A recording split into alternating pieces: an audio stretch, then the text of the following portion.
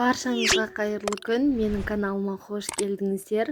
Бүгін сіздермен таңғы асқа өте дәмді және де оңай жасалатын құймақтар жасайтын боламыз. Видеоны соңына дейін көріңіздер. Ең алдымен 3 жұмыртқаға қантты салып араластырамыз. Қантты өз қалауларыңызша салсаңыздар болады. Біздің отбасымызға блинчиктердің, яғни құймақтардың тәтті болғаны ұнайды. Сондықтан мен 5 ас қасық салып венчикпен араластырдым.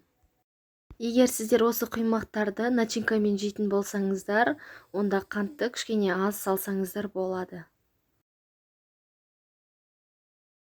Жақсылап араластырып болғаннан кейін оның үстіне жылы сүтімізді құйып, оны да араластыратын боламыз. Сіздерге де дәл осы рецептпен жасап көруге кеңес беремін. Бір жасағаннан ақ ажурный, яғни тесік-тесік болып шығатын болады. Енді осы қоспаларымыздың үстіне 3 ас қасық сұйық май қосамыз.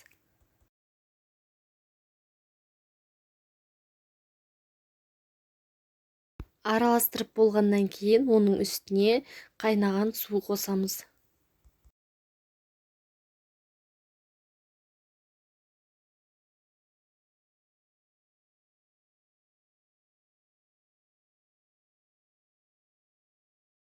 Бір ас қасық ас содамызды қосып, оны да араластырып, және де алдын ала електен өткізілген ұнымызды бірнеше бөліктерге бөле отырып қосамыз. Ұнды міндетті түрде алдын ала електен өткізіп қосуымыз қажет, және де ешқандай түйіршіктер қалмайынша араластыруымыз керек.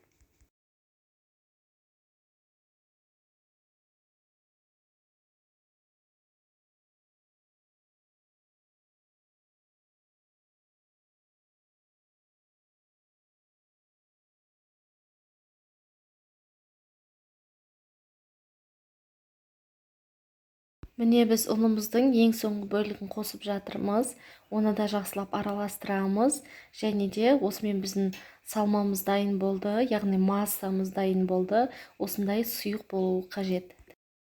Енді қызып тұрған табамызға құймақтарымызды құйып пісіріп аламыз.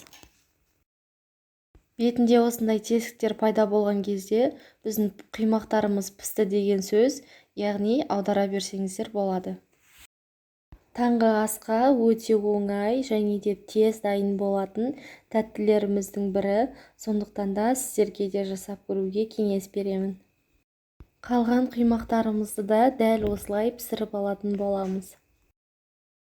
Егер менің каналыма тіркелмеген болсаңыздар, тіркеліп, лайк басып, пікір қалдыруды ұмытпаңыздар.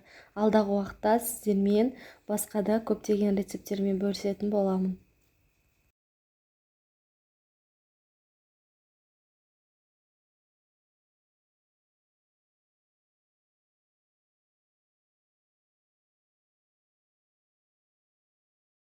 Осымен біздің таңғы асқа керемет үйлесетін құймақтарымыз дайын болды.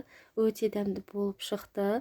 Қарап тұрсаңыздар, рецепт өте оңай. Сіздерге ұнады деген ойдамын. Біздің блинчиктеріміз кез келген начинкамен үйлеседі. Өз қалауларыңызша ұсынсаңыздар болады. Видеоны соңына дейін көргеніңіз үшін рахмет.